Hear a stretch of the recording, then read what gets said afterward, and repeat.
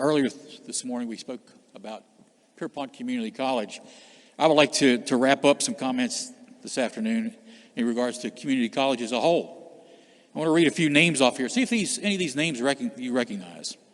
Blue Ridge Community and Technical College, Bridge Valley, Eastern West Virginia Community College, Mount West, New River, Pierpont, Southern West Virginia Northern, and WVU at Parkersburg. Those touch all of us. Every one of those campuses touch somebody in here. There are students in your neighborhood that are attending community college. As a matter of fact, here in the state of West Virginia, over 24,800 community college students are enrolled here. How's that compared to 4 year? Well, 4 years, 74,000. That's a pretty good ratio if you ask me. Where we fail in West Virginia right now is that matriculation rate. We're at only 4%. That rate is 2 year going to 4 year. That's a piece of legislation I would love to be able to work with the chairman on and see if we can't move that needle a little bit further. Because other states are doing a wonderful job with community colleges and that matriculation rate. Some states are as high as 31%. Tennessee, I believe, is at 28%. Those are really great numbers. That means these folks are going on to a 4-year institution and really trying to better their lives. They're already bettering their lives with a 2-year degree or with a certificate or with a 1-year degree. We're doing fantastic things here in the state of West Virginia. Mr. President, there's only 7 people, as I can tell, that were around when you and I and the gentleman, 2 gentlemen here on the front row and a few others worked on the community college bill. That's one of those things that I think we as West Virginians, we as a legislature, got right the first time. Because it's really changing the lives of people here in the state of West Virginia. I point to Pierpont because I'm familiar with Pierpont. I've represented Pierpont for the last 10 years in my district. I take pride in the fact that I have 3 major institutions of higher education in my district. I don't think anyone else can say that. But what I can say, that I know for a fact, and I've seen the numbers, we are doing well with providing the numbers in the workforce through the community college system. The gentleman here in front of me has, I believe it's Mount West. Fantastic job. Fact is, that community college, and I believe the one, Blue Ridge Community College, which I believe is in your district, Mr. President, working with Shepherd, has done fantastic things with working with their community. Community colleges work. We got it right. They need to be separate. They're on their own mission. We have academic, Mr. President, and we have a vocational track. You and I, Mr. President, are familiar with the vocational track. We're very familiar with that. And many of us are. But we're also familiar with the academic track. They must be separate because the mission statement is different. What these people need is different than what we have going on in the academic track. We're putting these people in the workforce right away. We're responding to a need. There's arrangements with the community colleges with interest in your community. We're adapting programs to meet the need of your community. We're putting people to work. And like I said earlier, job placement with Pierpont is at 90%. That's huge. You take that away from north central West Virginia, and there's a void to be filled. And that's my next comment.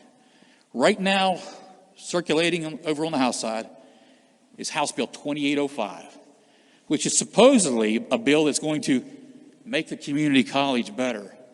But we've already have a good system. We're trying to fix something that's not broken. 2805 is an attempt to merge Fairmont State and Pierpont back together.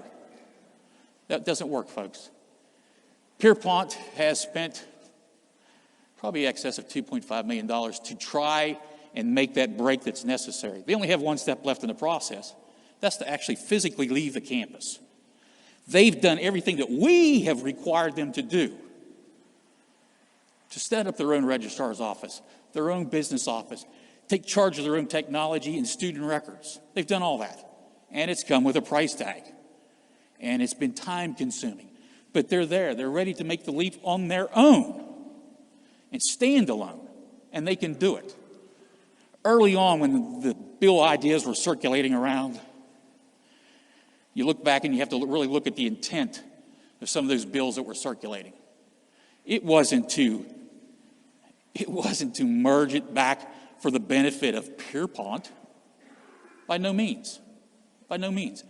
One of the original bills was to terminate, that's the language in the bill, terminate the community college and only focus on saving one aspect of the current community college here at Pierpont, and that is with the aircraft maintenance program that they have.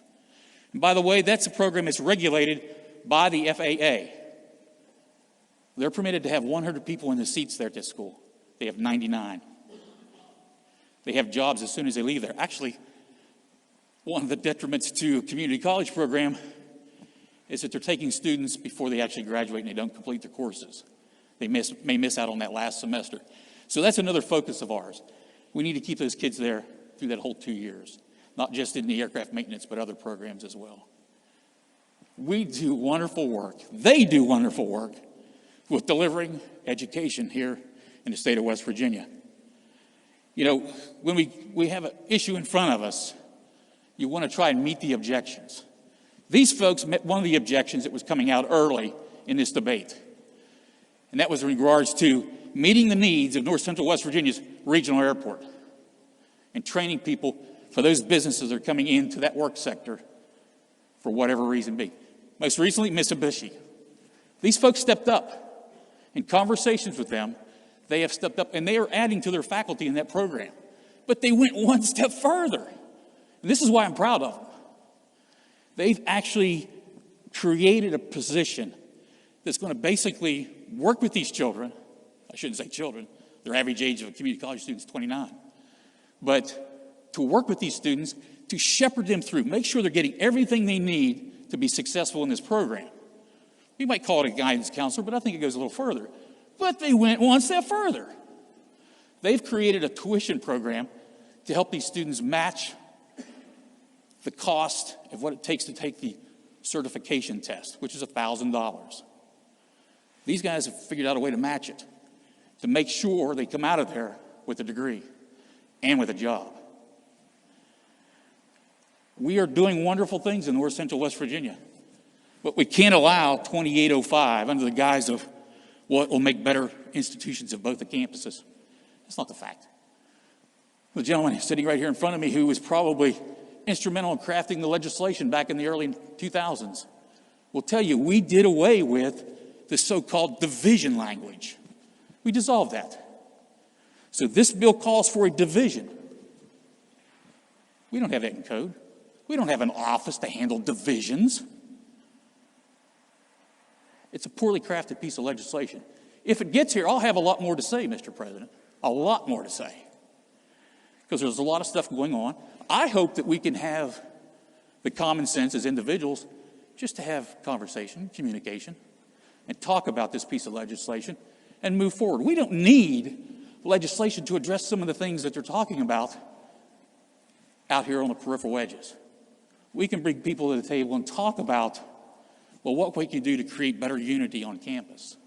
That's an easy fix. I mentioned earlier in my remarks the 2+2 programs.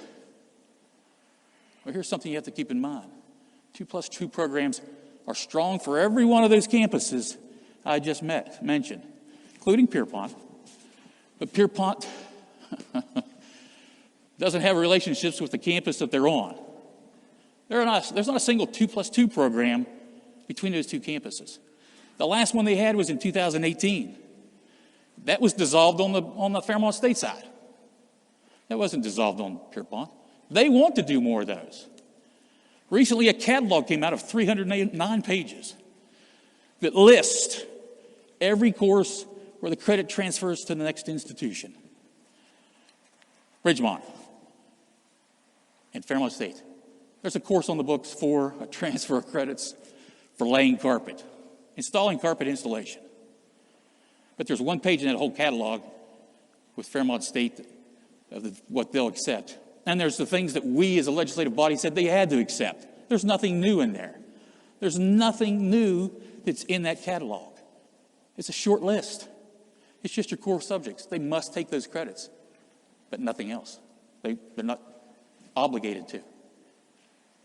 We got a long ways to go. We want to build some bridges between those schools. We definitely want to build up communication, Mr. President. And I think it starts here between all of us. A lot of folks tiptoe around this issue with me. As a matter of fact, the first conversation I've had was this morning about this piece of legislation. First conversation. Things have to change. It has to start with communication. It doesn't have to be in here. It could be back home. There's some things that we can do to campus there that they probably have a lot of great ideas to mend some bridges. But again, we're talking about meeting objections. Pierpont's paying their bills, have been all along. They have an obligation with the bond debt on that campus. They write a check every quarter to make sure Fairmont State has their money. 30% of what they collect in tuition goes to Fairmont State. It's tough, but they've been able to do it. Future's bright for each and every one of them. Thank you, Mr. President.